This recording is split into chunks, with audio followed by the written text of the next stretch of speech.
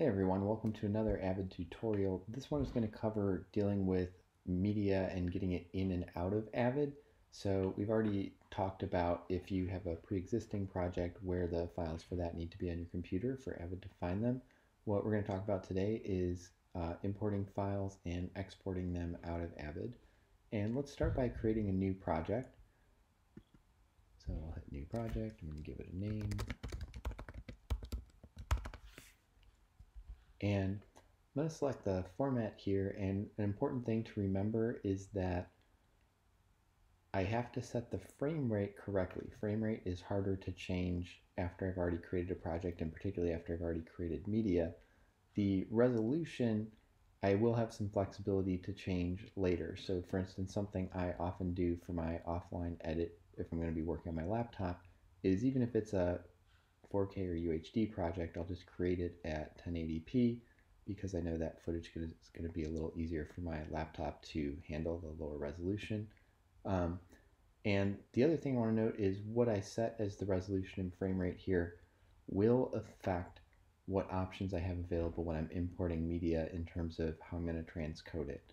And we'll see that in a moment, but let's say for the moment I'm going to stick with a 1080 project. And remember that the resolution I choose here is not going to prohibit me from using higher resolution footage or ultimately linking back to that higher resolution footage for something like coloring or whatever. This is really just what I'm worried about for my offline edit at this moment. So let's say I do this and it's 23976 footage. I'll hit OK.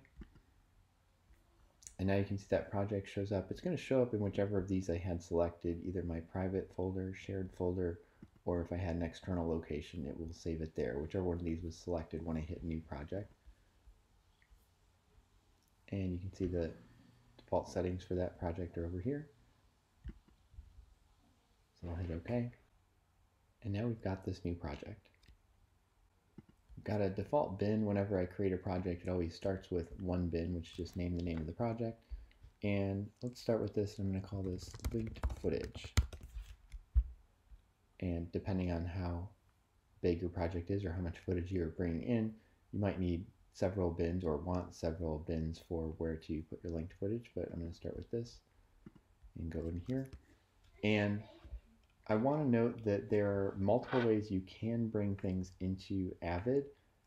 What I'm going to show you here is what I think is the most foolproof. It's going to work with the widest variety of media and also make sure Avid is running as efficiently as possible and I don't get any of those sort of stutters or glitches or anything where it's not quite keeping up with what I'm trying to do.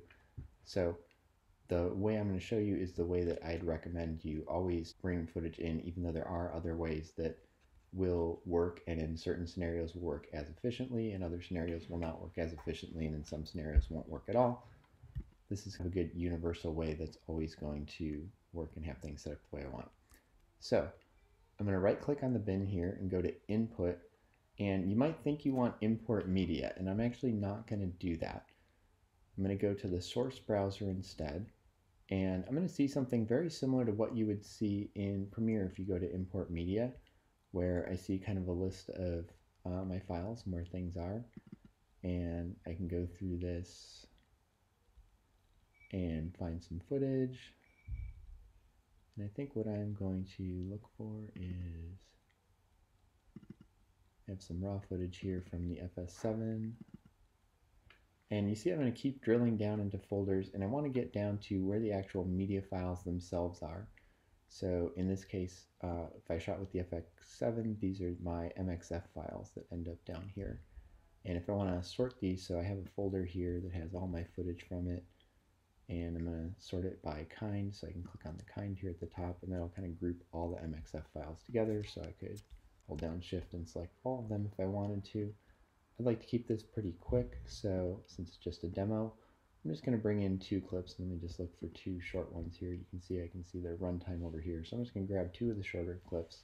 I could grab all of them if I want. And once I have those selected, I'm going to make sure this button down here is set to link and not to import. And it's going to tell me what bin those are going in. It's my linked footage. That's fine. I'm going to hit link.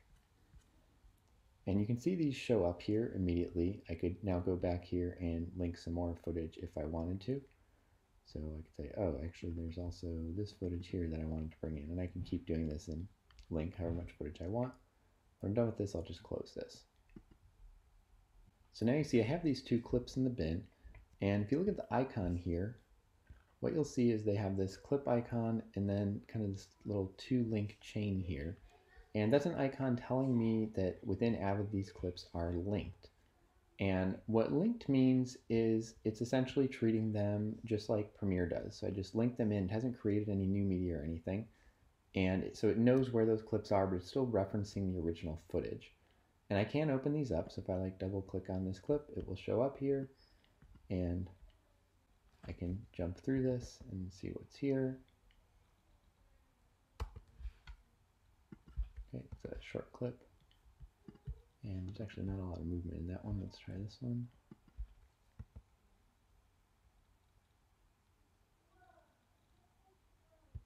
Okay, so there's some footage here, but you can see very easily that it's not really keeping up with me. It's kind of lagging as I click along. If I try to play, it takes a second to actually play.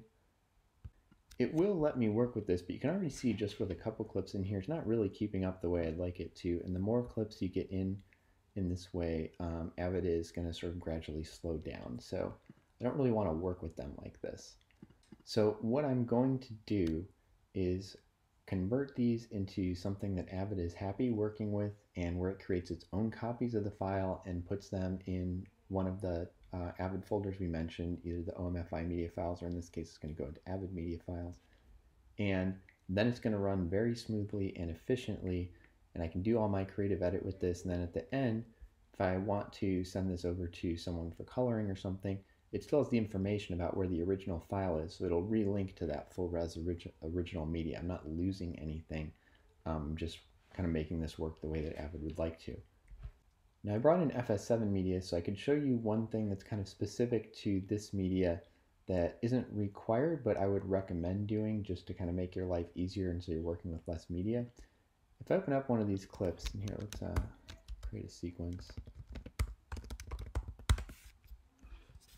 So you can see down here, you'll notice if I have one of these clips loaded up, it has a whole bunch of tracks. So it comes in with 8 audio tracks, 1 video track, and this 1 data track, which is the D. And that's just the default of what the FS7 is recording. Now, most of these probably have nothing in it. In most cases, I'm probably recording audio to a separate system, so I probably don't have any audio. If I do have any, maybe it's these first couple of tracks if I had some mics plugged in, or if I was using the onboard mic as a backup. And there's nothing I'm going to do in terms of the way that we run things here at SMU with this data track. So rather than every time I'm dealing with one of these clips, having to carry around and kind of worry about keeping in sync or just managing all these different tracks, I'd like to simplify these clips down. So this is a step you don't have to do with most media. It's something kind of specific to the FS7s here at SMU, or to any clips where you have a bunch of tracks that have nothing in them that you don't want to deal with. So if you're working with media from a different camera, you can just skip this step after we do the linking, and we'll follow up on where to go next in a second. What I'm going to do is I'm going to select all those clips, I'm going to right click on them, and I'm going to select Modify, Unlink Media. So I'm telling Avid for the second, hey, you know what these clips are and kind of where they're from. I want you to just forget where they came from for a second, or pretend that media is not there. And this is going to allow me to do some manipulations to them. I'll go back into Modify and say Modify the clips. And on this menu up here, the little drop down, I'm going to click Set Tracks, and this is going to show me the tracks in this clip. And I'm going to turn off the tracks that I don't want. So I have this data track that shows up here at the bottom. I'm going to turn off that. I'm going to turn off all these audio tracks I don't want. Let's go ahead for the moment and assume maybe there was some scratch audio in A1 and A2, so I'll leave those. And when I click OK, if you look over here where it shows all the tracks in those clips, so 1 video, 1 to 8 audio, 1 data, it's going to update that. And so now it shows that those clips just have 1 video and 2 audio tracks. Then what I'm going to do is I'm going to right click on these again, I still have them both selected, and go to Relink, right above Modify. And this is going to tell it, hey, I know I told you to forget where that media was, let's go ahead and remember it.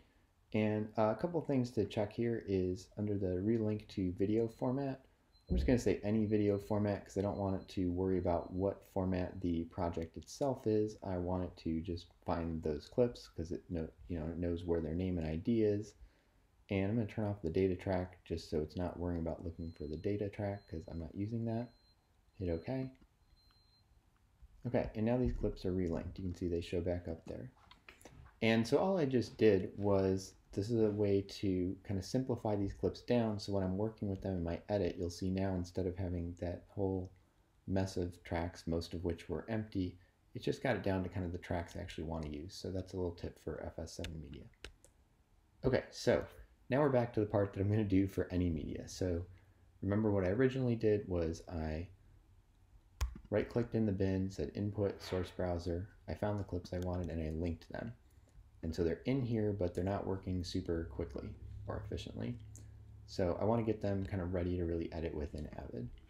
So I'm going to select all the clips that I have.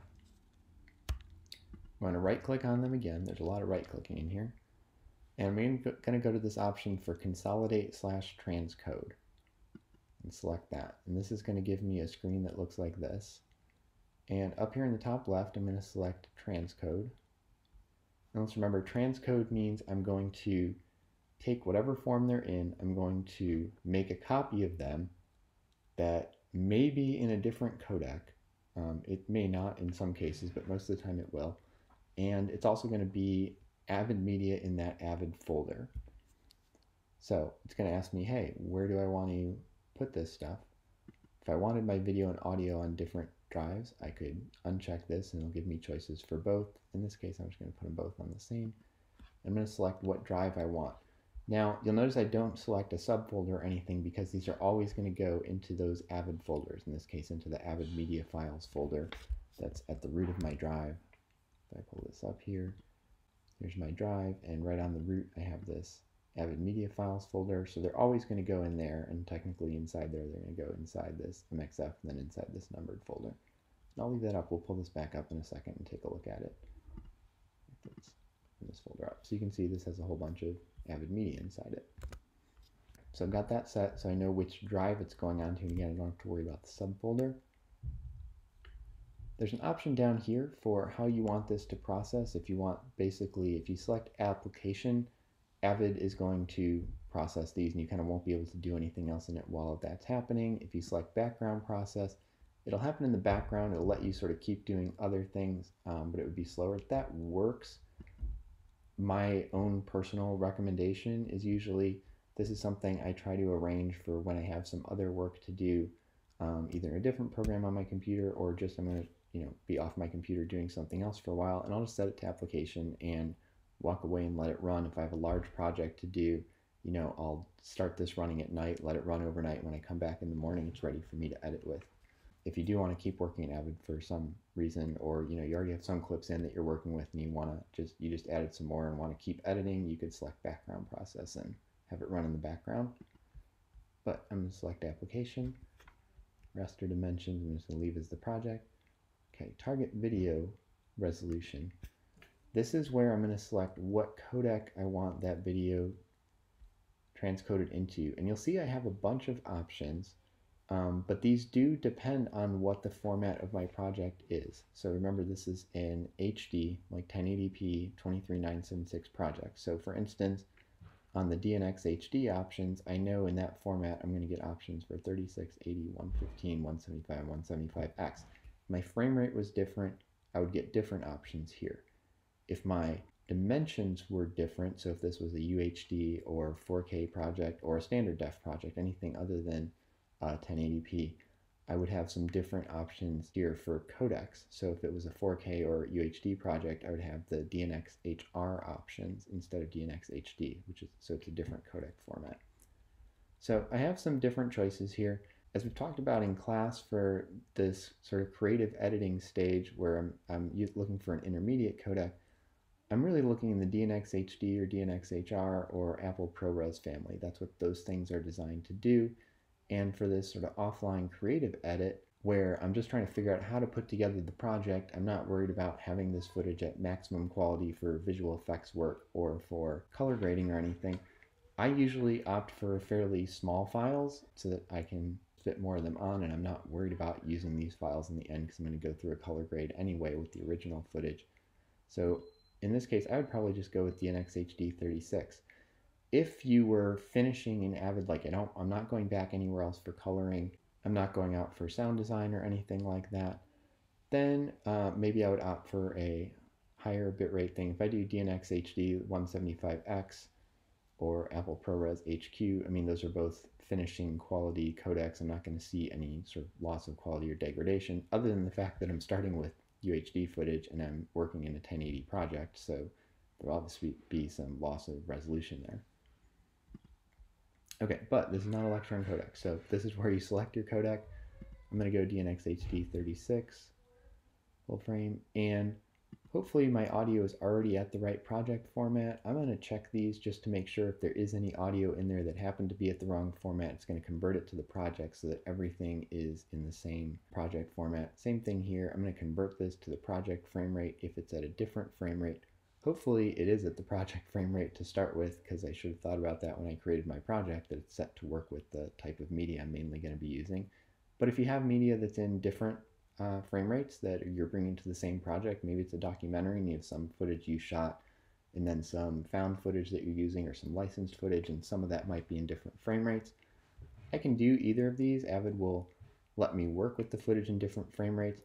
I'd probably prefer to just convert it to the project frame rate so that everything I have in here is running at the same speed and it's not trying to on the fly process it to a different frame rate, and I'm not sure what I might be getting out of there. Okay, so I got my drive selected, set it to transcode, and I've picked my codecs. I'll hit transcode, and this will take a second. These are 2 short clips, so it shouldn't take very long. Again, if this was like all my footage from my whole shoot, this could take a while to do all of them. And what you'll see it's created here is it actually created those as 2 new clips. Now these clips still know where they came from. They still know where the original source files are, so if I edit with these and then I go to relink them, that will work fine. The very next thing I like to do is to keep everything organized and make sure I'm not accidentally editing with the wrong clips.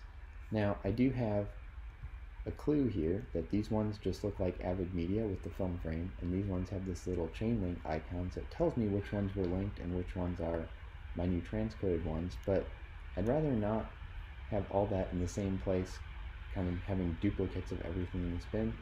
So I'm going to go back here with the little hamburger menu at the top and make a new bin. I'll call this transcoded footage. So you can name these whatever you want. And put this down here for a second. And I'm going to grab these and move them in here. And really, since I'm anal about this kind of thing, I'm also going to make a sequences bin. And move my sequence into there. Okay, so at this point, let's say I've transcoded all my footage, and these clips you'll notice now load up and run. Again, there's not a lot of movement in that shot. Let's go to this one. You'll notice these are moving instantly as I do something. There's none of that lag we had with the linked footage. That's because these are now in the Avid format in its own folder, so it's going to work perfectly smoothly and quickly with these clips. So that's why I want to go through this process. I don't need this linked footage anymore. I'm just going to close that bin. I mean, I don't want to say I don't need it. It's still in my project, but I'm not going to work with it. These are the clips I'm going to work with editing. So I load them up. I'll set an in point, and let's go forward, set an out point. Put that in my sequence. Let's grab a piece of this clip as well. There was someone starts walking across there. Let's grab that. And you can see everything's just running perfectly smoothly now that I've got all my clips properly transcoded. If I pop over to the Finder here, and as a reminder, I'm inside this Avid Media Files MXF1 folder, you can see it actually just created some new files. These were just made today at 7:16. And what I'll note is it created 6 files. These are the new ones it just made. Normally you would not have to look in here. We'd not be messing around with this. I'm just kind of showing you what's happening under the hood. And what it did is each of these clips, which had a video track and 2 audio tracks, it separates those out and actually makes them separate media. So you can see I have the video 1 track, the audio 1 track, and the audio 2 track from one of the clips, and here's the video 1 track, the audio 1 track, and the audio 2 track from the other clip. This is also why Avid allows you the option of saving your audio media and video media on separate drives if your system is set up that way, is because it actually splits the original file out into its component audio and video clips. So all these were new media that was just created in that Avid format. You'll notice the name is not super descriptive here. I wouldn't know where these came from. That's why this is kind of all happening under the hood. All I'm noticing is what I see is the clips here. I can also rename these if I want to. So it says this is outside Cafe Brazil. Some people sometimes feel, I spelled Brazil wrong, sometimes worry that this is going to somehow screw up the linking or something if you change the names. It's not. Any editing program is smart enough to understand that you can change the label of a clip here to something that's descriptive to you. Time on quad. And it's not changing its ability to link back to where it came from or anything like that. I can also change the name of the linked files too. That also will not affect anything. Remember which one this is. Call this nighttime. So any of these clip names here I can change. It's the file names under here that Avid is using to actually keep track of things. So these are the ones that I definitely cannot change. Okay, so that's the proper way to import things. Now, there is an option, as I mentioned in here, for input, and to just select import media directly. And I'll just show you what this looks like. Again, this is not what I recommend. I would go into the source browser and use the link.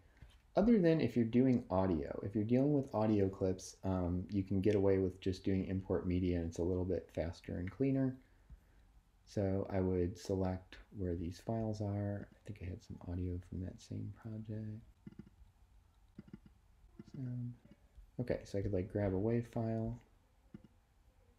I'll click on this little options menu, and it's going to show me basically what it's doing is it's just going to skip that link file, go right to a transcode, and create the Avid media. So I'm not going to have that linked version inside the project. I'm just going to end up with the transcoded version.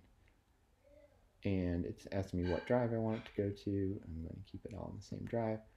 And then click the options here. And this is actually bringing up some of my settings. So if I have my settings set correctly, I don't have to go in here. But it's giving me the option if I want to check those or change any of them. And I can select a clip and say open. And in this case, it's going to tell me there was a time code. How do I want that time code brought in, meaning what frame rate?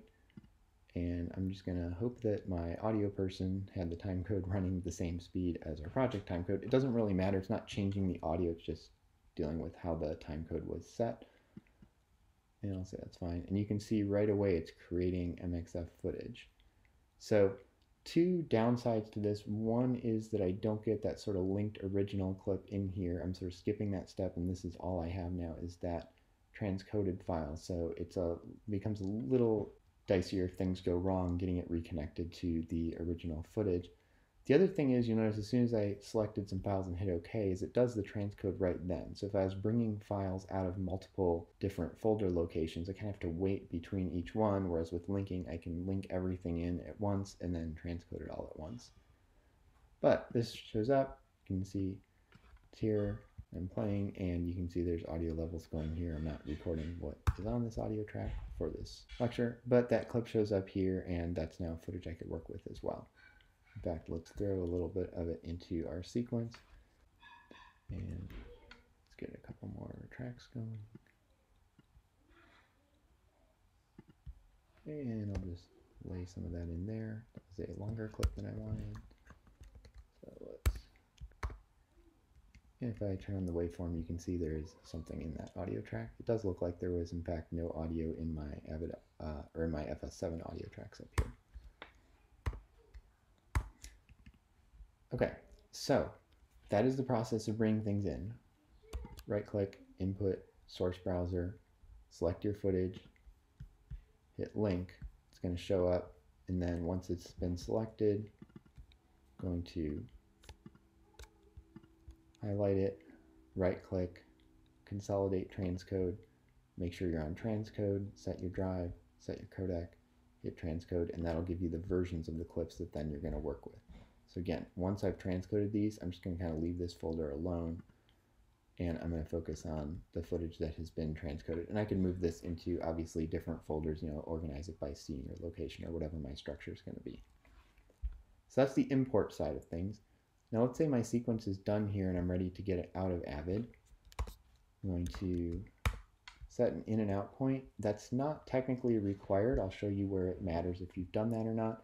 I always like to do it because I want to kind of double check myself that I'm getting exactly what I wanted and that there's not some, big gap of space and then somebody accidentally left a tiny clip at the end, and so I'm going to end up with a 10-minute export where 9.5 minutes of it is just black space before this one final frame of picture. I'm going to turn on all my tracks that I want exported. I will note too, if you have tracks muted or soloed, that can affect what's happening in your export. So my advice, even though there are controls for all these things, just to make your life easier, set your in and out points around the parts you want exported. If I just wanted this first part exported, I could do that. In fact, let's do that just so it runs more quickly. If I don't want to hear something, I can mute it. I personally would probably just delete it from the sequence unless I think I might need it later. If I'm just exporting like a temp version and I have some music here that I don't want in the temp version or whatever, I could deal with that and I could turn off those tracks like so. But normally I like to just make sure that I have everything selected here that I want and that everything that is selected is something that I do want to end up in the export. Okay, so I'm going to go to export, or in this case it's going to be called output, this file. And the one thing I want to check here is just before I do this, make sure that I have either my timeline window, which you can see is purple here, that's kind of the active window, or my sequence. So if I was up here and I had this highlighted in this bin, that I have one of those selected, because whatever's selected is what Avid's going to try to export. So if I accidentally, the last thing I'd done was select this clip, when I go to export, even though I want to export this sequence, you can see this is called Outside Cafe Brazil, it's going to start trying to export that clip instead of my sequence. You can see default name there is Outside Cafe Brazil. So I want to make sure that I got the timeline selected, or that I'm in my bin where I have the sequence and I have that sequence selected. So I'll select the timeline down here, shortcut for that Command 0, and then we go File, Output, Export to File. So first thing is I want to know where this is exporting to. That's always a key question. I'm going to just throw this on my desktop so I remember to delete it, and I'll call it delete. And here's the key thing about exporting in Avid is I have these export settings. So I have a whole bunch here. These are tied to my particular user. So whatever user I have selected has export settings that are part of their user profile. So if I go into my settings, my user profile, you can see all these options under export here are all things that this user has as part of their profile. So you may not have some of the same ones I have. You might have some different ones depending on what user profile yours was built off of, or what user export settings you've created. So the reason that matters is all of these names don't necessarily mean anything. If I've built my user profile correctly and I'm the only one using this computer, I know on my own laptop that all of these are set the way I want. And if I say, yeah, I want to export H.264 mono with AAC audio, I know because I built that setting and I'm the only one who uses that computer that that's actually what it's going to do. But these names don't inherently mean anything. These can be named whatever. So if I went in here and created some settings, I could change some things here and go to Save As, and I can call this, export awesome video or something. That doesn't make my video automatically awesome or change anything. These are just labels for these settings. So Avid's going to let me name them whatever I want that won't necessarily correspond to what that export setting is actually doing. Now the reason I'm mentioning that is if you are working in a lab setting, it's very important to check your export settings every time you're exporting, because you don't know who's been in the lab in between there, who might have not known what they're doing and gone in to do an export and change some settings but not change the name. So I select DNX HD36 for Pro Tools, and it actually ends up outputting like an audio file or something with no video because somebody didn't know what they were doing, just changed that. So I guess my main point here is, if you are sure no one else has been using the computer and that your original settings were right, you can trust these. If you're not sure, then you really need to go into this options tab and look at them. So let's say in this case, I was just outputting an H.264. I want to throw this up on YouTube or something, and you want people to be able to see it. And I haven't really done anything with the audio, so I was fine just leaving it in mono. Let's check the options so you can see what's in here. So first thing is up here at the top where it says export as. You'll have several different types of things you can export this as. Most of the time what we're probably doing is some kind of a movie. But let's say I was going to coloring or to Pro Tools to do my sound. In that case, I'd probably actually use an AAF file, which is going to export sort of information about the sequence instead of an actual finished video file. It's going to export sort of clips and tell me how to put those together, and that's covered in a separate video. So there are all these different sort of things. If I wanted to just export audio, if I wanted to just export a still image, there are easier ways to do it than this, but I can go in here and say I just want to export this specific graphic.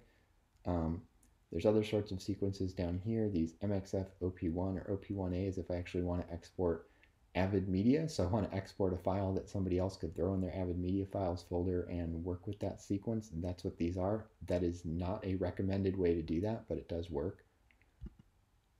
Okay, so I'll go back into my movie here, and I have a default which is same as source, meaning whatever this media is that I was working with, just export it in that. Now it's important to note that doesn't mean the same as the original source was. So if this was FS7 media, which uses the XAVCI codec, that doesn't mean it's going to use that. It's going to export whatever's actually in my sequence, which I had transcoded to DNxHD36. So that's what it would be doing.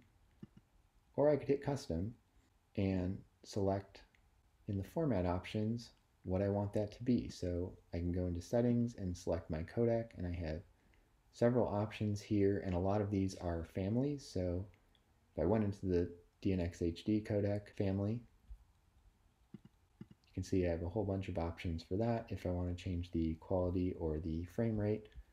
And something I've mentioned before in class, and I'll mention again, is Avid is kind of going to let you do a lot of different things, and it's trusting that you're being smart and knowing what you're doing. So this case, I was working in a 1080 project, resolution, 23.976 frame rate.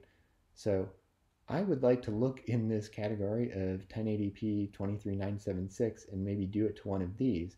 It'll let me select something else and it will convert it, but that may or may not come out exactly the way I want. If it's trying to convert the frame rate to something might not come at exactly the right speed or length I was working with. So I'd usually like to, unless there's a specific reason, make sure I'm kind of working within the frame rate and resolution of what my project is, but it'll let me convert it into anything at this point. And if I do need to convert it, this is a fine place to do it. So I'm sending this to a friend over in Europe, and they operate at 25 frames a second because it's going to broadcast for them, and so I actually want to convert that here. This is also a good place to notice that you see some of these differences. If you look at the numbers after the DNxHD, you can see depending on what category you're in, the options there are different. So I don't see this 220 option if I'm working in 24 frame. I see 36, 115, and 175. That's part of what I mean when I say you'll see different options depending on what your resolution and frame rate is. This is actually what my same as source is right now, DNxHD 36. So I could do that if I wanted to. In this case, I don't actually want to export this as DNxHD. I think I said we were in an H.264.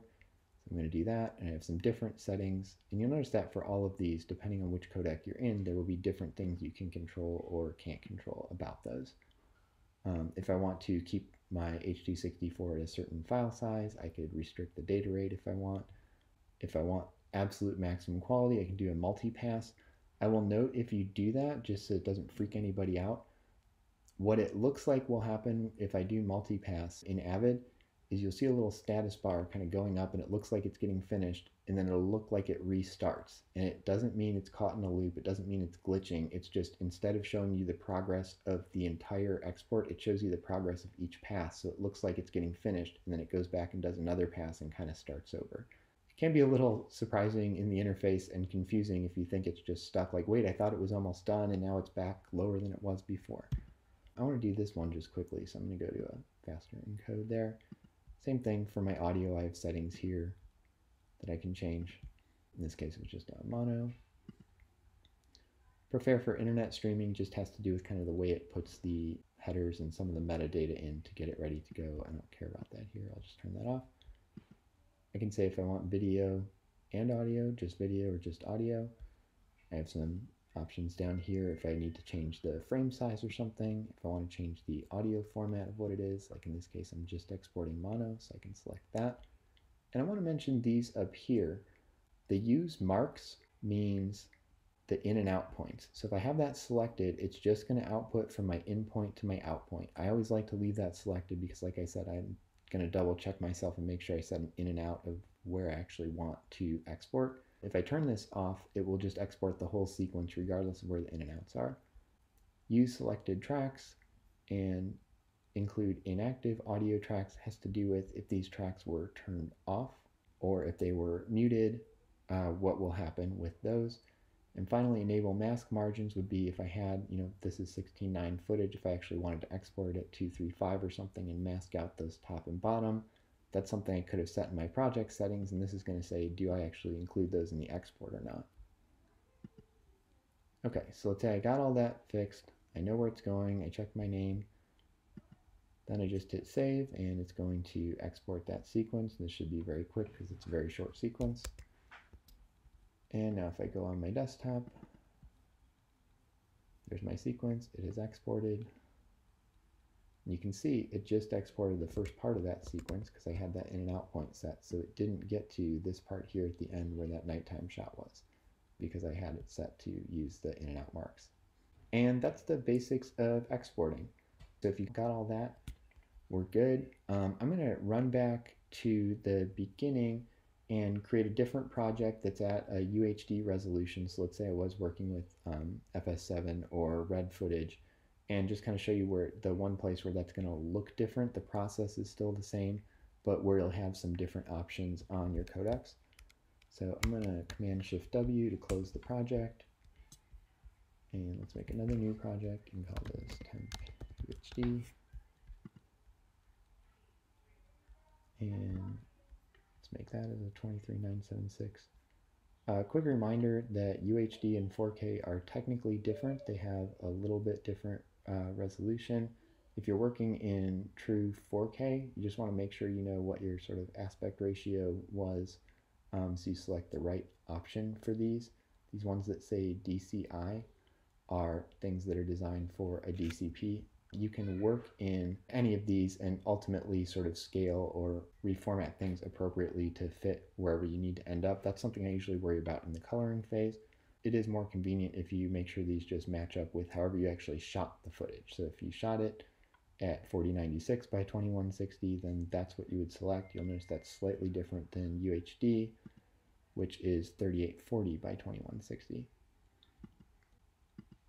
Okay, so here's my new project. And I'm going to run through this very quickly, doing the same thing and just link some footage. And I'm just going to grab one clip here because I just want to show how this works. Link.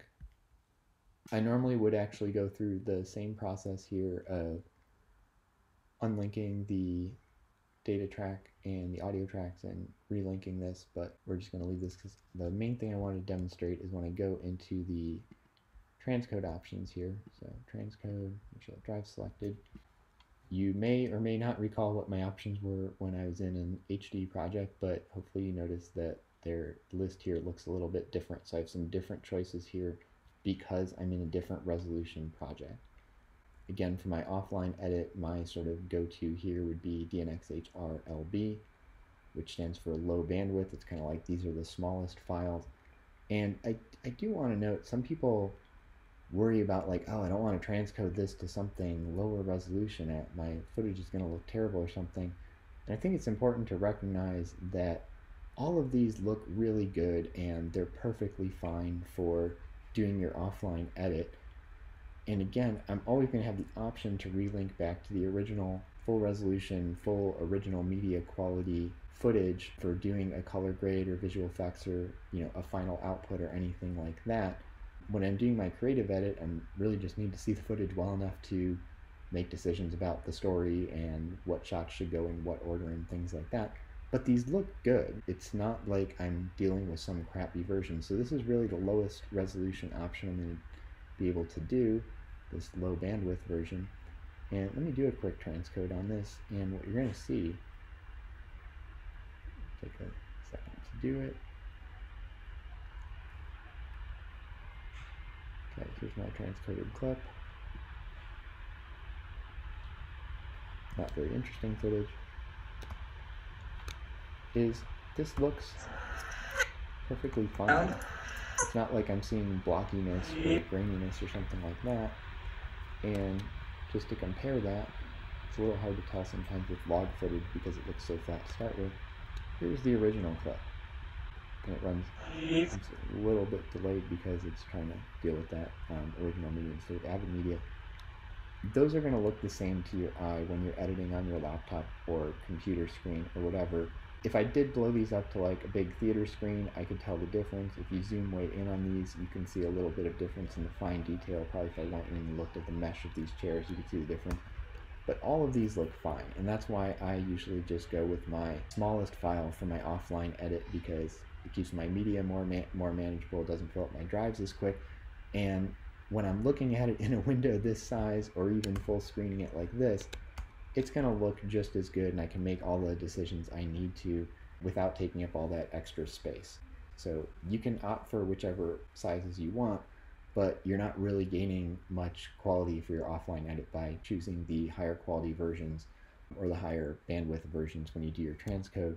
Those are more designed for if I was not going through another coloring step or anything, this was going to be my final media. Like I just want to transcode it, I'm going to edit with it and just output that. That's my master copy, which usually in a professional setting you're not going to be doing. But if I wanted to do that, then I might select the high quality or the HQX, which is 10-bit color. One of those two options to keep every bit of quality that I possibly can. But if I'm just doing an offline creative edit, choose something small, use this or the ProRes 422LT if you want to use that. Keep your file sizes small, it's going to look just as good to you. Okay, so that was what I wanted to just show that, again, depending on the project resolution, I'll get some different transcoding options. That's it for importing and exporting out of Avid. One last thing I want to show you relating to dealing with media within Avid is the media tool. And I've mentioned a lot of times that there's things that go on under the hood in terms of, Avid creating this Avid media files folder and what it's putting inside there and such. And also that generally you're not supposed to be dealing with this or messing around in there, that Avid's just kind of handling that itself. But you might wonder, like, okay, well, what if my drive's getting filled up and there's stuff in there I don't need? How do I kind of handle that? And Avid has a tool for dealing with this. This is under the Tools menu called the Media tool. And you'll see when I pull this up, it's going to give me some options to say, okay, what drives do I want to look at? And I'm going to just look at that drive I just created. And what projects do I want to see things from? And I just want to look at these two projects that I just created because I don't really need the media for those, so I'm going to delete it. I'll hit OK. And what it brings up is all the footage it found on that drive related to potentially any of those clips. Now, it's not foolproof. I do want to be careful that there might be stuff that accidentally shows up in here, what's called orphan clips sometimes, that didn't get connected to a project or there's some error with it. And so it shows up here even though it's not part of either of those projects. But this shows me all the clips in there sort of organized by that instead of me having to go into this folder and kind of look through everything myself and try to figure things out. Okay, so I can see these things, they don't have super telling names, What I can see is some things about the footage, how, what the in and out is, how long it was, frame rate, resolution. Something I like to do is I'm going to right click over here on this top menu bar, so where it's listing the names of all these columns. I'm going to right click, there's an option for choose columns. And this is just like the bin. I can see all of these different choices for what things show up or what don't. And I like to put in creation date. It's going to show up here. And the reason is this is going to kind of double check for me which things I actually want and which things I don't, because it'll tell me when did I make this media. So if I sort by creation date and double click on that, I can see here's the stuff that I just made on September 3rd. And those are the clips from this project. And this other stuff is some older things that are orphan clips. So if I'm done with those projects, I want to get rid of this media, I can select these clips, I'll hit delete, and it's going to say, hey, are you sure that you want to get rid of this stuff? And I can hit OK, and it's going to say, hey, just double checking, do you want to delete these media files? Now, it's important to note, Avid is never going to delete your original media files through the media tool. So I never should worry about I'm going to click delete here and my original media on my drive goes away somehow. The only thing the media tool is going to deal with is any media that's been created inside that OMFI media files or Avid media files folder. So it's just those transcoded or imported versions. It's not the original footage. So I can always get my files back even if I delete the wrong thing here. I might have to transcode it again, which can take some time and I really don't want to have to do. But if I delete something accidentally, like, oh man, I was still using that file, I can always retranscode it from the original media. So in this case, I am done with those. I want to delete them, and those are gone. And so now if I go back into my Avid project, you can see my linked clip is still there because it still references the original media, but this transcoded clip is now gone because I deleted the file that it was referencing. And if I go back into my media files folder here, this is sorted by date. You can see all that newest media is gone. There's nothing from today other than these database files, which you should just leave alone. And that's kind of how I'm going to deal with media within Avid. You do have some more in-depth options, so if you want to actually see the root media files, you can do that. If you want to see pre-compute clips, which are essentially effects or titles files, so media it's creating having to do with an effect, you can think of them as like pre-renders. Just see what this will look like. I'm going to do all the files on here, which is probably going to be a whole bunch of stuff. And you can see different icons over here for what these things are. These ones that look like a bunch of zeros and ones is the icon. Those are the sort of raw media files, and even in the media tool, you may have noticed Avid was hiding those from me. It just showed me clips, and then when I selected a clip, so if I selected that I want to delete this clip, delete, it'll then say, okay, I know that clip, that sort of master clip, has a video and 2 audio files with it. Do you want to actually delete those? As opposed to if I just select a media file, it's going to say, okay, this is one media file that was on an A2 track. Do I want to delete that? So most of the time I don't need to see those things, but if you really want to see, hey, what are all the files on here and what are they from? What do they relate to?